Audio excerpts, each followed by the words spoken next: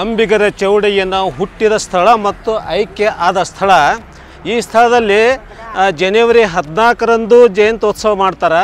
ಸರ್ಕಾರ ನಂತರ 21ನೇ ತಾರೀಕಿಗೆ ಜಯಂತಿ ಮಾಡ್ತಾರೆ. ಸರ್ಕಾರ DC ಆಫೀಸ್ನಾಗ ಇದನ್ನ ಜಯಂತಿ ಮಾಡ್ತಾರೆ. ಇಲ್ಲಿ ನೋಡ್ರಿ ಈ ಸ್ಥಳ ಹೆಂಗಿದೆ. ಈ ಸ್ಥಳದಾಗ ಜಯಂತಿ ಮಾಡೋದು ಬಿಟ್ಟು ಎಲ್ಲೆಲ್ಲೋ ಬೆಂಗಳೂರಿನಾಗ ಮಾಡಿದೆ, ನಾನು ಹಾವೇರಿಗೆ ಮಾಡಿದೆ, ಇಂಥ ಎಲ್ಲೆಲ್ಲೋ ದೊಡ್ಡ ದೊಡ್ಡ ಪಟ್ಟಣದಾಗ ಮಾಡಿದ್ರೆ ಈ ಶರಣರನ್ನ ಇಲ್ಲಿ ಜಯಂತ್ಯೋತ್ಸವ ಮಾಡೋರು ಯಾರು? ಸರ್ಕಾರ ಇದ್ರ ಬಗ್ಗೆ ಗಮನ ಹರಿಸಿ ಈ ಚೌಡೆಯಿಂದ ಅಂಬಿಗರ ಚೌಡಯ್ಯನ ಈ ಜನ್ಮ ದಿನೋತ್ಸವವನ್ನು 21ರಂದು ಸರ್ಕಾರ ಇಲ್ಲೇ ಆಚರಣೆ ಮಾಡಬೇಕೆಂದು ನಾನು ಸರ್ಕಾರಕ್ಕೂ ಮತ್ತು DC ಸಾಹೇಬ್ರಿಗೂ ನಾನು ಅವರಲ್ಲಿ ಕಳಕಳಿಯ ಮನವಿ ಮಾಡಿಕೊಳ್ತೇನೆ. ಶಿವಶರಣ ಎಂಬುದೊಂದು ಗಾಳಿ, ಗಾಳಿ ಬಿಟ್ಟಲ್ಲಿ ತೂರಿಕೊಳ್ಳಿರಯ್ಯ, ಗಾಳಿ ನಿನ್ನಾಧೀನವಲ್ಲವಯ್ಯ.